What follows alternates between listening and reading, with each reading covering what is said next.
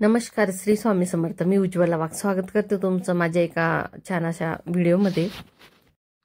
तर आज पहिल्या श्रावणी सोमवारानिमित्त तुम्हाला छान एका मंदिराचं दर्शन देणार आहे मी, शिव मंदिराचं, आणि जे श्रीरामांनी स्वतः स्थापित केलेलं असं म्हटलं जातं पुराणात. तर अशा छान मंदिराचं आपण आज दर्शन घेऊया. सगळ्यात आधी माझ्या परिवाराकडून तुम्हाला पहिल्या श्रावणी सोमवारच्या खूप खूप शुभेच्छा.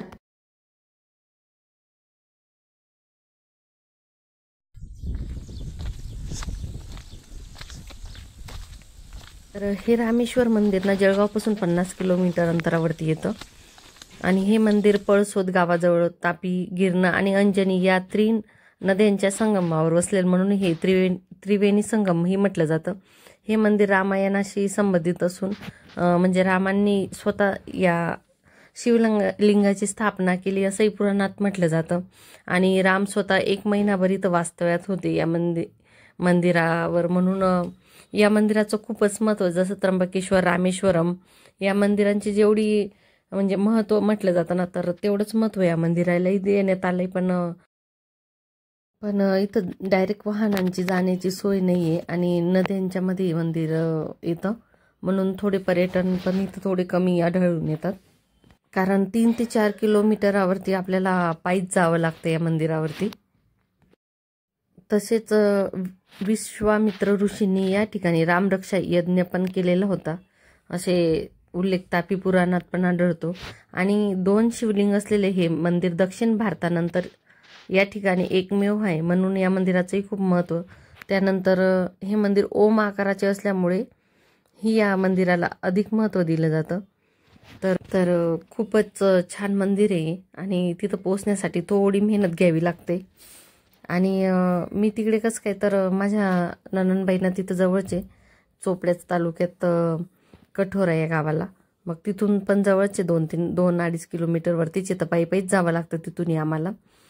तर त्या दरवेळेस म्हणतात की जाऊ, पण एखाद वेळेस ना तापी नदीला खूप पाणी असतं ना, तर मग जाता येत नाही पाण्यामधून.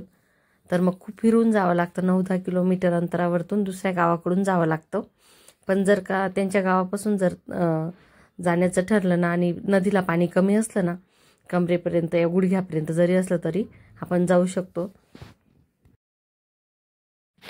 तर म्हणूनच म्हटलं तुम्हाला आज या रामांनी स्वतः स्थापित केलेलं रामायण काळातील मंदिराचं तुम्हाला दर्शन द्यावं.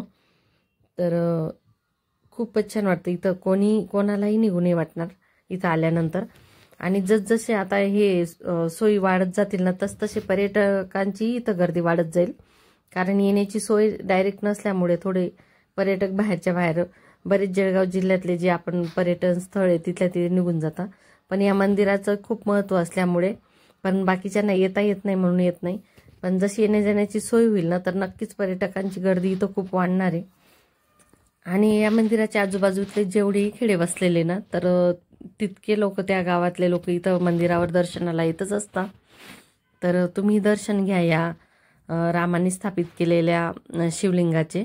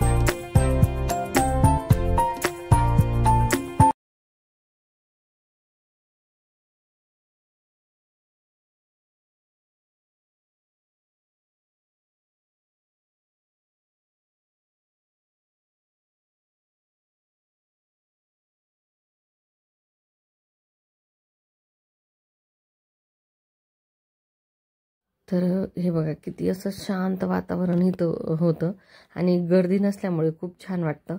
नाहीतर एरवी सगळ्याच मंदिरांमध्ये खूपच गर्दी असते. तर खूप भारी वाटतं इथं मंदिरात आल्यानंतर. छान दर्शन वगैरे झालं आणि भारी वाटलं इथे येऊन खरंच. तर तुम्ही जवळ आजूबाजूला राहत असाल जळगाव जिल्ह्यात तर नक्की भेट द्या, इथं खूप भारी वाटतं. आणि तुम्हाला आजचा व्हिडिओ आवडला असेल तर एक लाईक करा, शेअर करा आणि नवीन असाल चॅनलवर तर सबस्क्राईब नक्की करून घ्या. धन्यवाद.